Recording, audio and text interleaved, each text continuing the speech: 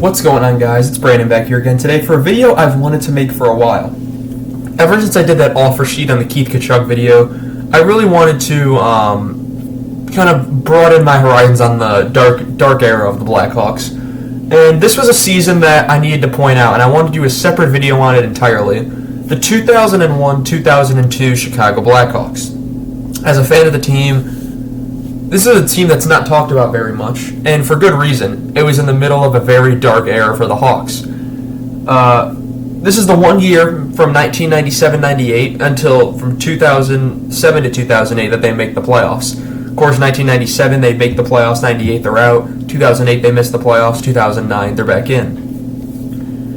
41, 27, 13, and 1 was the record. There were 4 columns because 13 was the ties and 1 was the amount of overtime losses.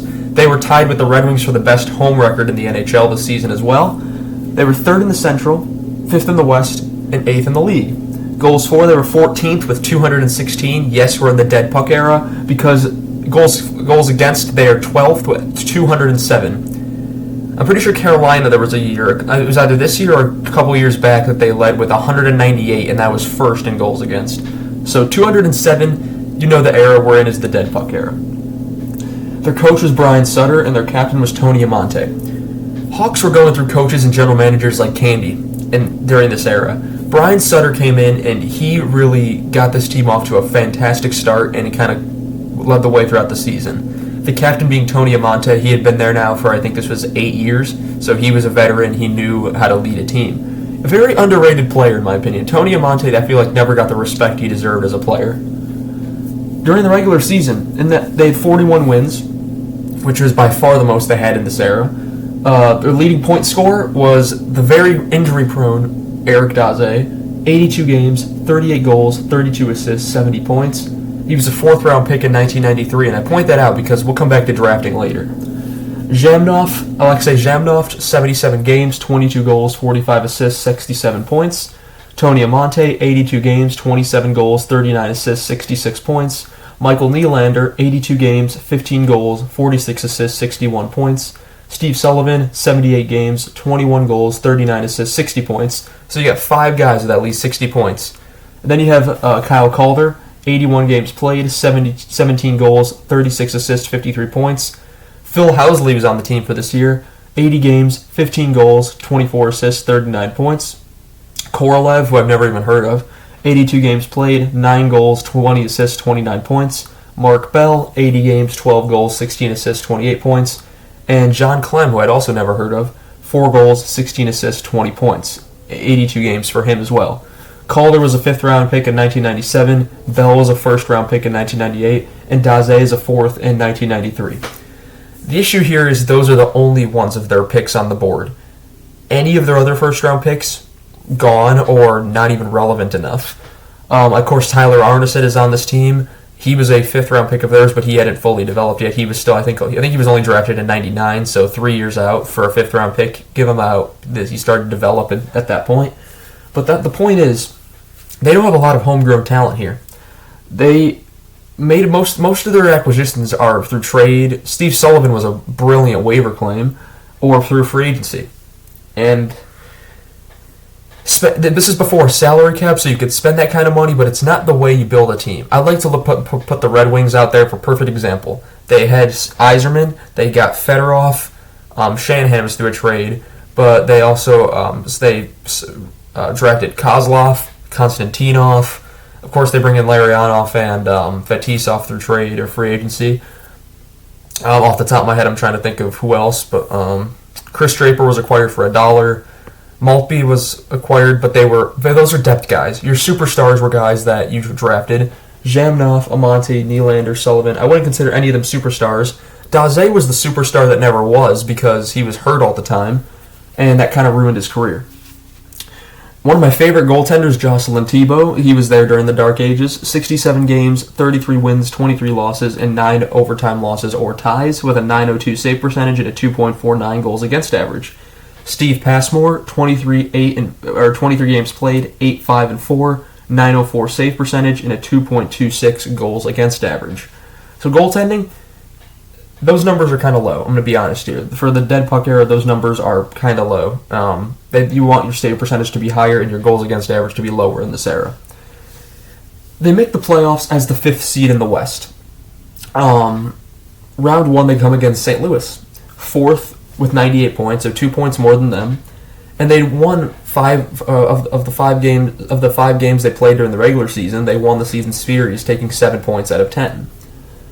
St. Louis loses Game 1 at home 2-1, and things look good after, especially St. Louis scored the first goal. The Hawks come back. Then they get shut out in 3 straight games, 2-0, 4-0, 1-0. So they don't score a goal in 3 games or a goal at home. They come back to St. Louis and they lose 5-3 in Game 5. Oh, who's their coach, by the way? Joe Quenneville.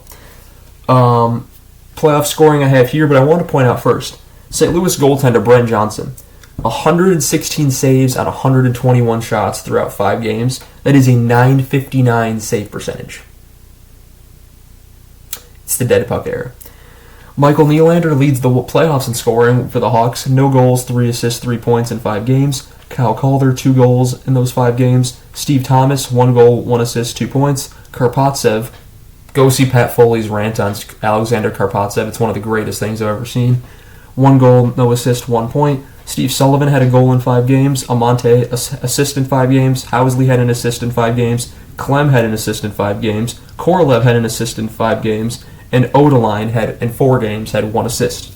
That's all your points gathered throughout the series through 4 goals. Or 5 goals they scored throughout the entire series. Yeah, that's the beating they got from the St. Louis Blues then. Tebow goes 1-2 with a .909 save percentage and a 2.65 goals against average. Steve Passmore 0-2 with a .903 save percentage and a 2.62 goals against. St. Louis didn't even need to score because they were 3 of those games they score 1 goal and they win the game. The Hawks could not solve Brent Johnson, and I believe in Game 3 at home that was the only game they managed 12 shots against Johnson.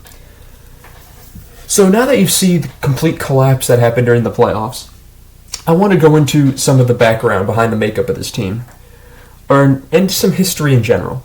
So 1997-98 through 2000-2001, there is no playoffs for the team. 2002-03 and 2003-04 before the lockout, there's no playoffs. They commit to the rebuild, that's what this line is for.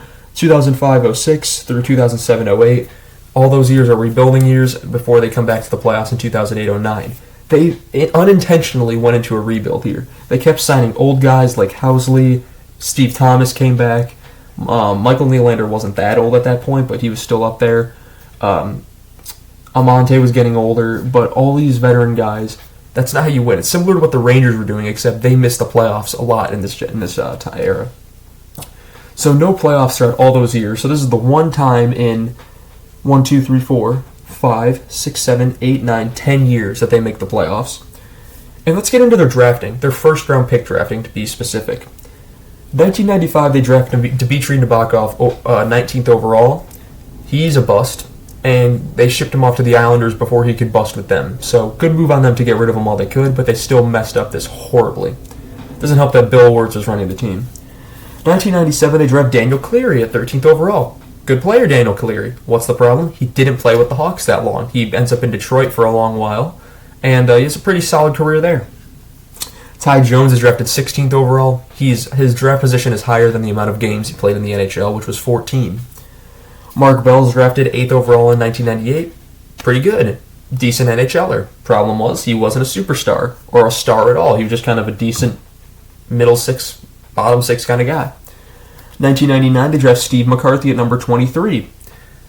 Never cracks the NHL roster really at all. Bust completely. 2000, they have picks number 10 and 11. They get Mikhail Yakubov and Pavel Vorobyev. Bust completely. 2001, they draft Tumo Ruutu at number 9 overall, and they draft Adam Monroe at number 29. Monroe, throw away. Ruutu, good pick. Who do they get trade? They eventually build up Ruutu. They develop him. He played over 700 games in the NHL, and they trade him 1-for-1 with Andrew Ladd. He becomes an important piece in that Stanley Cup run. So Ruutu is the best one from in this entire span of time. These are all their first-round picks. Of course, they had other guys in the later rounds that they drafted that were interesting. Of course, you have Daze in 4th and 93.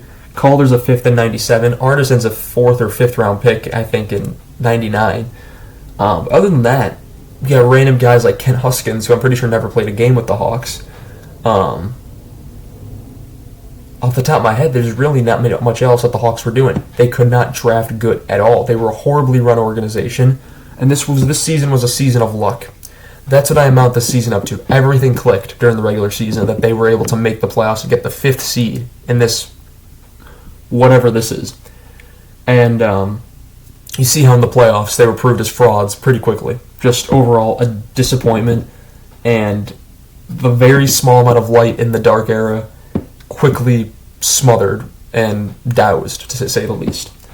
But that's going to be all I have for you guys in this one. I just want to do a quick history lesson on the one light spot in the dark era of the Chicago Blackhawks, right before I was born, so good thing I didn't have to see this kind of crap. But that's going to be all I have for you guys in this one. I want to thank you all so much for watching this video, and I shall see you all in the next one. Have a good one.